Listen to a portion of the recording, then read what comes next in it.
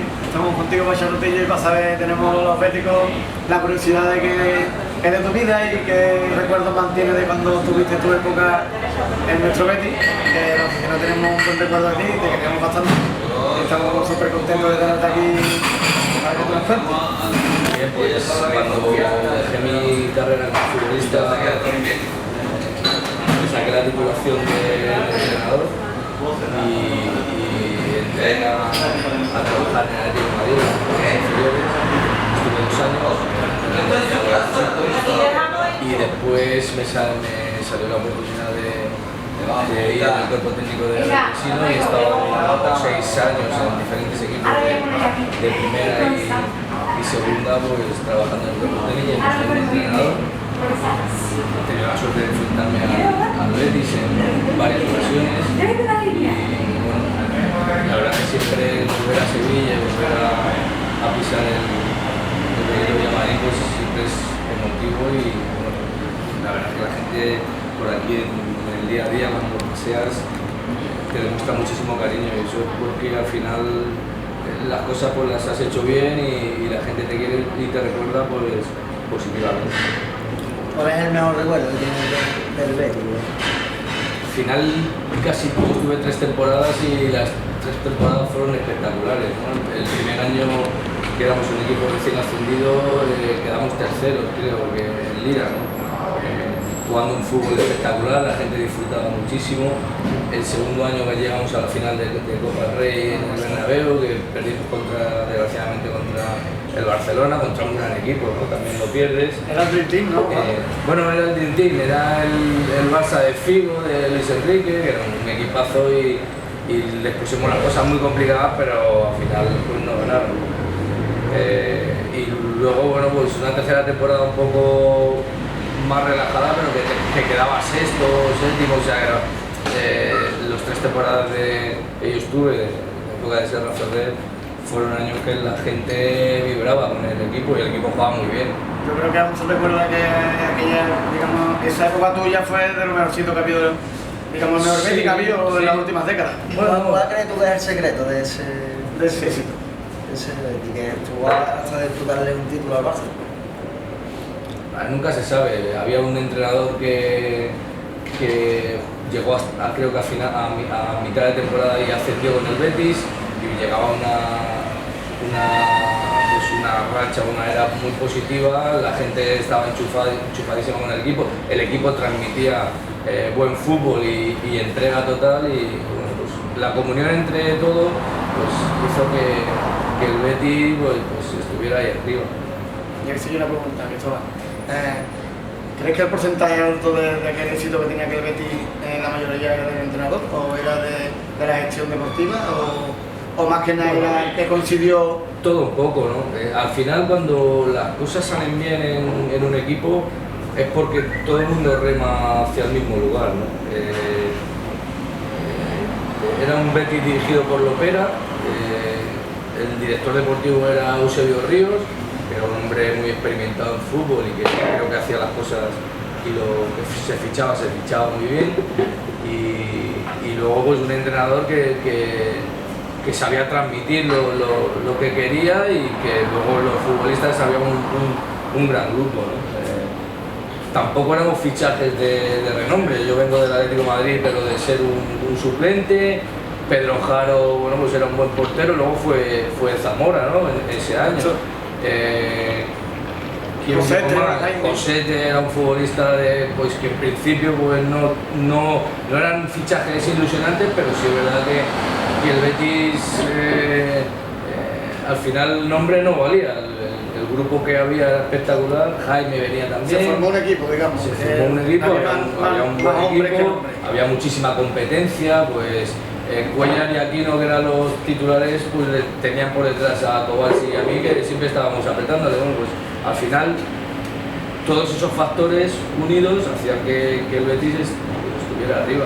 ¿Cómo llevaste tú ese papel de suplente? Bueno, yo mi primera experiencia en primera fue en el Rayo Vallecano y jugué titular todos los partidos. Y gracias a que jugué bien ese año, pues me fichó el Atlético de Madrid. En el Atlético de Madrid llega Juan Saba del Rayo y está Futre, que era el buque insignia, está Manolo, que es el Pichichi, pues, y al final siempre el Atlético de Madrid firmaba un delantero internacional de algún equipo fuera, pues hubo un año que firmó a Rodas, al austriaco, el siguiente a Luis García, el mexicano, y era muy difícil pelear por un puesto titular. Y ahí pues hice un poco de revulsivo, que te salen las cosas bien, salías con los partidos que estaban encallados o enconados y lo desatascabas tú, y bueno, ahí ya se me puso el cartelito y ya no me lo puse. Mi pelea fue constante hasta que ya, esto es como todo, cuando vas a pescar y sacas un pez y coletea hasta que ya no coletea más, y lo que hice fue adaptarme a una situación en la que había que entrar en los partidos que estaban mal y bueno, pues hacerlo bien. Muchas veces tú estabas en el banquillo y decías a ver si va a 0-0 o perdiendo 1-0 para poder jugar, si no es muy complicado, pero bueno, al final estoy satisfecho de lo que hice. Son 9 años en primera división, con muchos goles y con muchos recuerdos positivos más que negativos, y me quedo con eso. Lo que yo muchas veces me he pensado es que cuando tú entrabas en el campo, en los partidos del Betis para desatacar, como tú dices, cuando tú entrabas, saltabas al campo, se escuchaba ya el revuelvo de la grada, como diciendo, ya va a solucionar Saba. Muchas veces, si iban los partidos mal, pues la gente te pedía, eso estaba claro. Y yo, el mejor recuerdo que tienes es que tú sales del banquillo a calentar y la grada se revoluciona ya. La gente, había un sentimiento de que si salía Saba había ya un tanto por ciento elevado de poder arreglar una situación que estuviera mal. ¿Y por qué crees tú que al final, como revulsivo, le daba mucho al equipo, después como titular, cuando jugaba titular no terminaba de cuajar? Bueno, yo creo que al final no es que no tuviera terminado de cuajar, pues el hat-trick que yo le meto al Valencia con el Betis es jugando de titular, ¿no? No sé, habrá muchos partidos en los que he jugado titular y he marcado goles, y otros que he jugado titular y no he hecho también nada. Puede ser, Juan, que también había delantero del Betis en ese momento que también echaba, ¿no? Sí, está claro que al final a ti te encasillan y te ponen ahí. Yo lo achaco un poco. A lo mejor tú salías en la segunda parte, metías un gol, metías dos, y al siguiente partido te ponías a titular, y si no marcabas ya decías no, vale, tiene que salir. Y yo creo que es un achaque que al final no pude con él. Y bueno, yo ahora mismo veo muchos delanteros que les dan partidos sin marcar y no pasa nada, ¿no? Que da a entender un poquito de que cuando tú sales de titular, tú salías un poquito presionado, como diciendo, muchísimo. Si salgo de repulsivo y soluciono ahora de titular, tengo que intentar... Yo recuerdo un Atlético Madrid-Valladolid en el Calderón, que lo jugué con tanta presión que me dio una taquicardia y tuve que pedir el cambio en la primera parte. O sea, ya la presión era terrible. Pero después también se nota, como a vos se nota a los equipos que están más enteros, como los equipos de titular, como sabes de... Vas a ver, cuando tú entras de titular, tú sabes que el partido en las primeras partes o los primeros minutos está muchísimo más cerrado. Entonces, cuando va pasando el tiempo, el cansancio va acumulándose en las piernas de los futbolistas y de los defensas, pues tú metes a un tío que es un toca cojones, por así decirlo, de pum, pum, de ir, de buscarte, pues al final es una solución que tienes ahí a tu situación. Está claro que a mí Serra Ferrer y Eusebio Río me firman para entrar en los partidos desde el inicio, no, cuando están comenzados, porque yo en pretemporada cuando llego yo hago goles, bastantes goles, y yo llego al primer partido de liga y ya estoy fuera. O sea, yo he podido ganar una titularidad ahí, pero el entrenador tiene otros pensamientos y su pensamiento es que jugaran Cuellar y Aquinos, que eran la pareja de delanteros que venían ya de segunda, que estaban compenetrados y que solían hacer goles.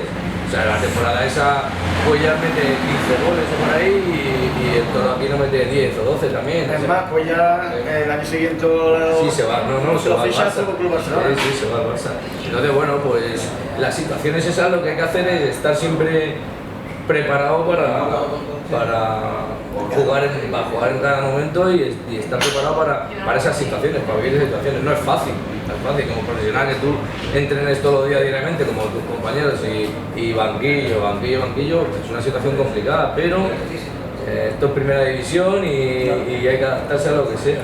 Hablando de Serra Ferrer, ¿es tan sargento como se le Serra Ferrer era un entrenador que sacó muchísimo rendimiento al Betis en ese momento. O sea, estas temporadas el Betis jugó espectacular. Pues era un tipo que entrenaba bien, que tenía a Pepa Lomar de preparador físico, que era un buen preparador físico. Y luego estaba Rogelio también, que hacía de segundo, que era de la casa y tal. Y era un tipo que exprimía al futbolista al máximo y le salió bien, un rendimiento bueno. Luego a nivel cercanía pues no era muy cercano, era más a eso iba, estricto. Juan, porque en el grupo, digamos, comentamos de que te íbamos a entrevistar hoy y sugerimos también algunas preguntillas que los médicos tuvieron en mente, y una de ellas era que qué relación tenía no solo profesional, sino en el tema personal con Serra Ferrer. Y me comenta que no tenga pelos en la lengua. No, lo que pasa, vamos a ver, yo ahora que estoy en el otro lado lo entiendo a Serra Ferrer. Indudablemente cada persona es de una manera diferente. Yo chocaba con Serra Ferrer, pero yo chocaría con todos los entrenadores del mundo. Cuando tú quieres jugar no te ponen, ¿no? Pero sí es verdad que las relaciones personales, el entrenador es el entrenador, tiene a veintitantos futbolistas y sus acompañantes son los que le apoyan. El futbolista al final, cuando tú ya has pasado la barrera esa, te das cuenta de que eres un tío egoísta y que miras un poco por tu situación. Yo quiero jugar, sí, claro, porque tienes más compañeros que también quieren jugar y que hay que respetarlos, ¿no? Entonces, bueno, sí es verdad que tuvimos nuestros roces, pero tampoco para exagerarlo ni para sacarlo de contexto. ¿Y que cómo te queda, recuerdas más compartir con varios en el Betis? Ahí teníamos un grupo espectacular. A día de hoy me llevo bien con Roberto Ríos, que vive aquí en Sevilla cuando vengo, Jaime Quesada pues me llevo bien, con Alexis me llevo muy bien, con Blada me llevo muy bien. La verdad, en Madrid con Risto Vidakovic, que vive ahora en Madrid, pasa que ahora se ha ido ese entrenador y se ha ido a Tailandia, creo, a entrenar. Me llevo muy bien. Teníamos un rollo muy bueno. Alfonso, Pierre, cuando vino, Pierre era un tío que hacía muchísimo vestuario, era un fenómeno, ¿no? Te llevaba bien en lo futbolístico. El futbolístico, el que marcó diferencia fue Alfonso cuando llegó. Yo no me acuerdo, no recuerdo la cifra goleadora, pero fue espectacular y era un futbolista que era la estrella en ese momento. Pero el mejor que tú piensas que está enfrentado. El mejor futbolista que yo me he enfrentado, el mejor compañero que yo tenía, por ejemplo, ha sido Suster. Suster era un tipo que era el futbolista, el centrocampista perfecto. Futbolista que juega bien en corto, que desplaza con las dos piernas espectacular en largo, que tiene gol. ¿Estás hablando de que es el jugador con más calidad que tú has compartido en la historia? Para mí el jugador más completo. Y además, sí, porque Futre era otra cosa, Futre era muy irregular. Futre tenía un talento bárbaro, pues Futre a lo mejor era el futbolista que en conducción con el balón era el más rápido, pero era más irregular, el futbolista más irregular. Yo, por ejemplo, me gustaba más jugar con Alfonso que con Futre. Futre era más individualista, Alfonso también era individualista, pero se compenetraba bien con los compañeros y en cuanto a fútbol yo creo que era mejor. No era mejor, son diferentes, pero Alfonso podía sacar un rendimiento más a lo complementario. Pero para mí el futbolista más completo, y Schuster, y yo compartí un vestuario con Schuster con 30 y tantos años ya de vuelta. O sea, ese hombre siendo más joven tenía que ser un espectáculo en el Barcelona, por ejemplo, porque además luego era un tipo que trabajaba en el campo, que corría, para mí completísimo, la estrategia la sacaba espectacular, de falta metía siempre goles, en corto se asociaba contigo espectacular, tenía todo. Con mucha personalidad también. Sí, bueno, ahí eso es lo que puede fallar. El alemán era un tipo que iba mucho a su historia, llegaba el último, se vestía, entrenaba y se iba el primero. Claro. O sea, no era un tipo que y eso que con nosotros venía más relajado, pero sí decían que era Como todos los géneros, ¿no? más introvertido, más a su historia, y yo me llevo muy bien con él a día de hoy, le veo en Madrid alguna vez y tengo una buena relación con él. ¿El entrenador que más te ha marcado? No ha habido, vamos a ver, yo por ejemplo Luis Aragonés, que he tenido, todo el mundo admira a Luis Aragonés y yo tenía mis encontronazos con Luis Aragonés, o sea, al final sí es verdad que puede que sea el más completo en cuanto a exigir al futbolista, en cuanto a fútbol y en cuanto a cercanía con el futbolista. No es que fueran mucho más cercanos que Serra Ferrer, pero sí es verdad que se daba cuenta si tenías algún problema y charlaba contigo e intentaba ayudarte, pero al final yo como entrenador a día de hoy lo que coges es un poquito de cada uno y luego le das tu sello personal a las cosas que haces como trabajo. Y tú has vivido derbis en Madrid y en Sevilla aquí, ¿no? ¿Qué diferencia le ves tú a los derbis de aquí de Sevilla y a los de...? Para mí, yo soy madrileño, soy nacido en Madrid, soy aficionado, yo he tenido la suerte de ser aficionado del Atlético de Madrid y luego jugar en el Atlético de Madrid, que eso es, no va mal. Pero sí es verdad que para mí el mejor derbi que hay es el Betis-Sevilla, por una sencilla razón, porque si el Real Madrid cuando juega en el Atlético de Madrid, el aficionado y el club, su derbi por excelencia es el Barça. Ellos viven el clásico con una intensidad impresionante y el Atlético de Madrid siempre lo han tenido, ahora ya ha cambiado un poco, pero siempre lo han tenido como diciendo es el equipo pequeño de la ciudad y le vamos a ganar siempre, y le vamos a ganar los puntos. Y ellos viven con muchísima más intensidad el clásico Madrid-Barcelona. Aquí vienes y aquí solo hay un derbi, hay un derbi que se juega muchísimo antes, durante y después, entonces aquí se vive con muchísima intensidad, la gente en Madrid hay muchísima cultura del fútbol y hay muchísimos equipos en primera y en segunda división y hay mucha gente de cada equipo y en Madrid puede haber muchísima gente de Barcelona y no todo el mundo es o del Madrid, aquí casi todo el mundo es del Betis o del Sevilla, en las mismas familias incluso hay un pique extraordinario entre béticos y sevillistas, ¿no? Entonces aquí se vive con muchísima más intensidad. Además aquí se vive con muchísima más pasión el fútbol y se tiene muchísima más memoria futbolística. Yo cuando vengo a Sevilla lo veo, yo ahora mismo vivo en Madrid, yo he vivido muchos años en Sevilla. Pero aquí la gente te transmite cariño y te conoce casi todo el mundo. Y yo voy muchas veces a ver al Atlético de Calderón y te conoce mucha gente, pero no te transmiten cariño y hay mucha gente que no te conoce. Entonces aquí hay muchísima más memoria y mucho más cariño, sobre todo a la gente que lo ha hecho bien. Aquí también es una ciudad que hay que reconocer que como tú no caigas bien, es una ciudad que te da leña. También te transmite en el sentido negativo. Sí, está claro. Hablando de eso, ¿tú te sientes querido por la gente